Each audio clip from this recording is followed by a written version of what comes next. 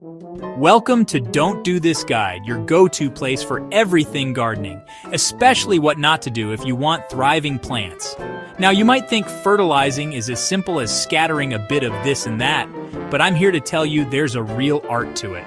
If you're passionate about your garden's health, hit that subscribe button, and let's dig into the science behind fertilizing your soil the right way. Now, we've all seen those bags of fertilizer boasting about their NPK ratios: nitrogen, phosphorus, and potassium. These three elements are often highlighted as the key to plant growth. And don't get me wrong, they're vital, like the foundations of a good house. Without them, your plants wouldn't have the basic building blocks they need to grow. But a house needs more than just foundations, doesn't it? It needs walls, windows, a roof, the things that make it a home. Similarly, plants need more than just NPK to truly thrive. It's the same with your soil. Beyond NPK, there's a whole world of nutrients, often overlooked, that are just as crucial for your plant's well-being. These additional nutrients help in various physiological processes.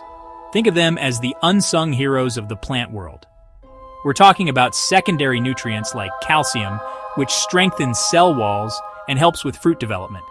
Calcium is essential for the structural integrity of plants, ensuring they can support the weight of fruits and flowers. Then there's magnesium, essential for photosynthesis, that magical process that turns sunlight into energy.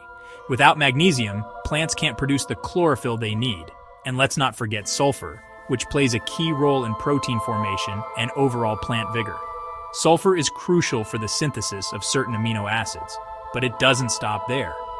We also have the trace elements, needed in smaller quantities but just as important. These micronutrients are vital for various biochemical processes. Iron, for instance, is vital for chlorophyll production, giving your plants that vibrant green color. Without iron, plants can suffer from chlorosis, leading to yellowing leaves. Manganese helps with enzyme activation and photosynthesis, ensuring that plants can efficiently convert sunlight into energy. While zinc plays a role in growth hormone regulation, aiding in the development of strong stems and leaves. The point is, just like we need a balanced diet with a variety of vitamins and minerals, so do our plants. A well-rounded nutrient profile is essential for optimal plant health.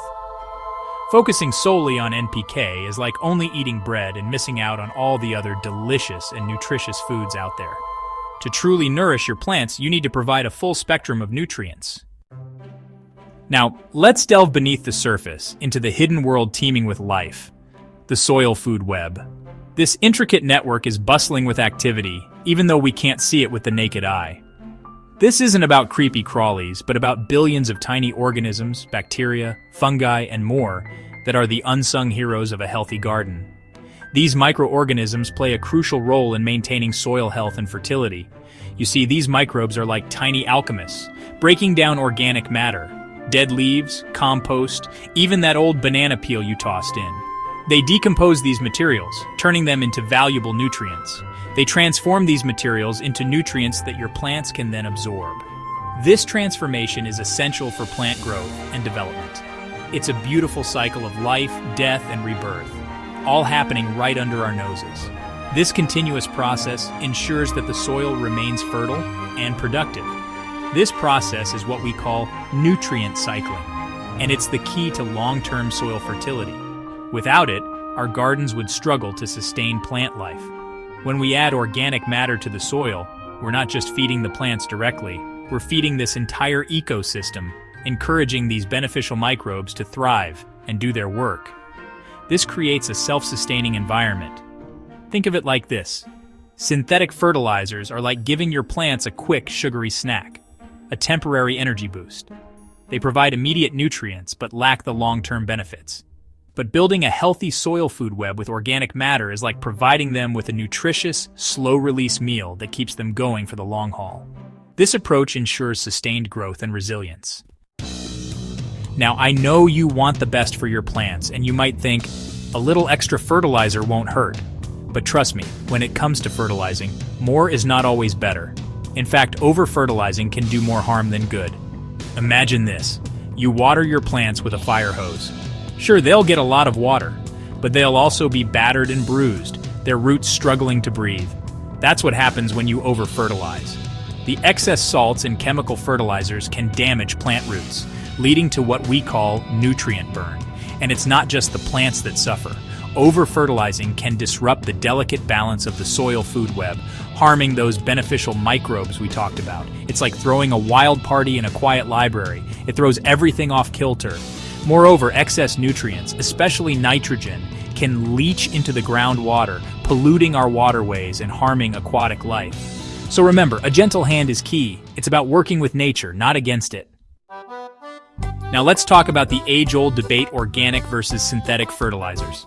This is a topic that has been discussed for decades, and opinions are often divided. It's a topic that sparks passionate discussions amongst gardeners. But as always, I believe in letting the science guide us. Understanding the science behind these fertilizers can help us make informed decisions. Synthetic fertilizers, made from chemicals, are like fast food. They deliver nutrients quickly, but they lack the depth and complexity of their organic counterparts. They provide a quick fix, but don't contribute to the long-term health of the soil. Organic fertilizers, on the other hand, are derived from natural sources like compost, manure, and bone meal. These natural sources are rich in nutrients and beneficial for the soil. They release nutrients slowly, mimicking nature's own rhythms. This slow release ensures that plants get a steady supply of nutrients over time. The beauty of organic fertilizers is that they do more than just feed the plants. They enhance the overall ecosystem of the garden. They improve soil structure, making it more porous and better able to hold water. This is crucial for plant health and resilience. They also feed the soil food web, encouraging those beneficial microbes to thrive. These microbes play a vital role in breaking down organic matter and releasing nutrients. Synthetic fertilizers, while they can provide a quick fix, don't offer these long-term benefits. They can lead to soil degradation over time. In fact, over-reliance on them can deplete the soil of organic matter, leading to a whole host of problems down the line. Poor soil health can result in weaker plants and reduced yields. Now, I'm not saying synthetic fertilizers are all bad. They have their place, especially in situations where a quick nutrient boost is needed. They can be useful in emergency situations or for specific plant needs. But for long-term soil health and sustainable gardening, organic fertilizers are the way to go. They support a healthy ecosystem and promote sustainable practices. Just like we need to eat at the right times, so do our plants. Fertilizing at the wrong time can be as ineffective as trying to plant a seed in concrete. Generally, the best time to fertilize is just before a growth spurt. For most plants, this means spring and early summer, when they're putting on new leaves and flowers. But there are exceptions, of course. Autumn feeding can be beneficial for trees and shrubs, helping them build up reserves for the winter. As for the method, it depends on the type of fertilizer and the needs of your plants.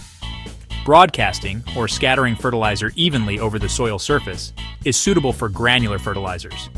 Side dressing, placing fertilizer along the sides of plant rows, is ideal for fast-growing vegetables. And foliar feeding, spraying a diluted fertilizer solution directly onto the leaves, is a quick way to deliver nutrients. Remember, always read the instructions on your fertilizer label. It's like following a recipe. Too much or too little can spoil the dish. Now, your plants can't speak to you directly, but they have their own way of telling you when something's amiss. Yellowing leaves, stunted growth, poor flowering. These are all signs that your plants might be suffering from nutrient deficiencies or imbalances. Think of it like this: if you're constantly tired and lacking energy, it might be a sign you need more iron in your diet. Similarly, yellowing leaves, especially older ones, can indicate a nitrogen deficiency. Stunted growth and purplish leaves might point to a phosphorus problem, while browning leaf margins could be a sign of potassium deficiency. The key is to learn to read these signs and adjust your fertilizing regime accordingly. A soil test can be helpful in identifying specific deficiencies, but remember, it's not always about adding more. Sometimes it's about addressing underlying issues like poor drainage or compacted soil that might be preventing your plants from accessing nutrients. Now, fertilizing is not just about this season's growth. It's about building a legacy of healthy soil for generations to come. And that's where sustainable practices come in. Composting, for instance, is like creating black gold in your own backyard. By composting kitchen scraps and garden waste, you're not only reducing landfill waste, but also creating a nutrient-rich amendment that improves soil structure and fertility. Crop rotation, another time-tested technique, involves growing different types of plants in a specific area each year. This helps prevent the depletion of certain nutrients and breaks the life cycles of pests and diseases. And let's not forget cover cropping. Planting cover crops like clover or buckwheat during the off-season helps protect and improve the soil. They add organic matter, suppress weeds, and attract beneficial insects. These are just a few examples of how we can work with nature to create a closed-loop system where waste is minimized and resources are used efficiently. It's about thinking long-term, about nurturing the soil that nurtures us. There you have it. Fertilizing your garden isn't just a routine, it's a science.